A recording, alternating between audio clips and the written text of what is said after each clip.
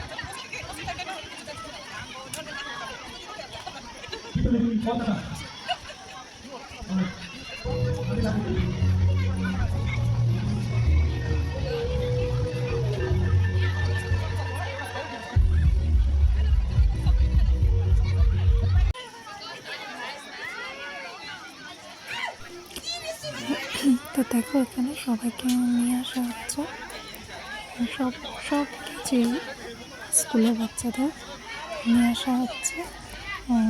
Prize distribution হবে, তাদেরকে এখানে এনে বসানো হচ্ছে, তারপরে সব বসার পর প্রাইজ দেওয়া হবে। সব ছোট ছোট, দেখো ছোট্ট ছোট্ট, সেই নার্সারির থেকে একদম ক্লাস 2 অবধি হচ্ছে স্পোর্টসটা হয়। সবাই এখানে এসে বসবে, সব টিচাররা, যে যে ক্লাসের টিচার, তারা সবাইকে লাইন দিয়ে সেখানে বসাচ্ছে ক্লাস ওয়াইজ।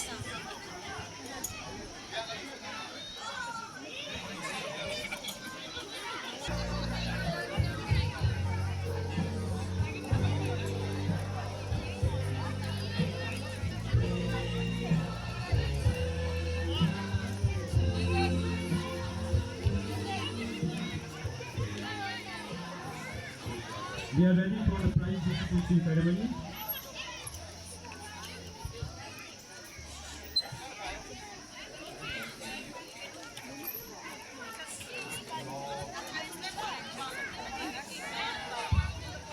We'll start.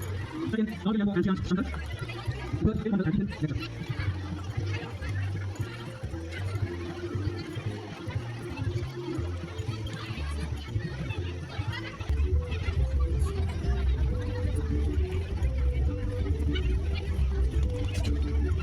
তো দেখো হয়ে তো গেল হচ্ছে হয়ে গেছে। আমি এসছি একদম লাস্টে, যেরকমটা বললাম। তো লাস্টে এসে লাস্টে পেরেন্টসেরটাই হলো খেলা।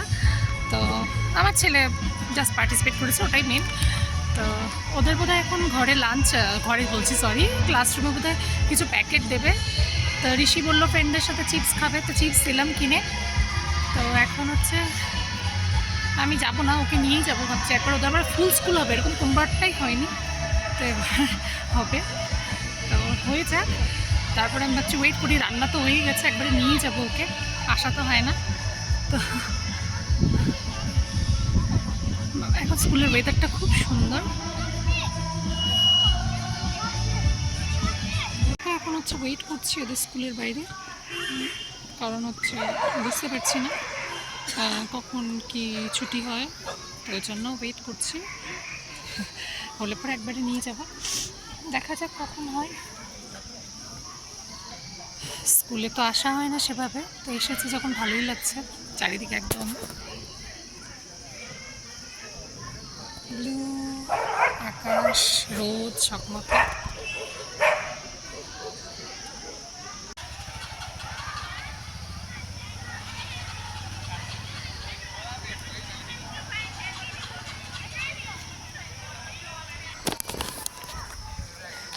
তো দেখো এখন হচ্ছে চলে যাচ্ছি। রূপের যেহেতু প্যাকেট দিয়েছিল খেতে, তো ওই জন্য হচ্ছে ওর পেট ভর্তি আছে।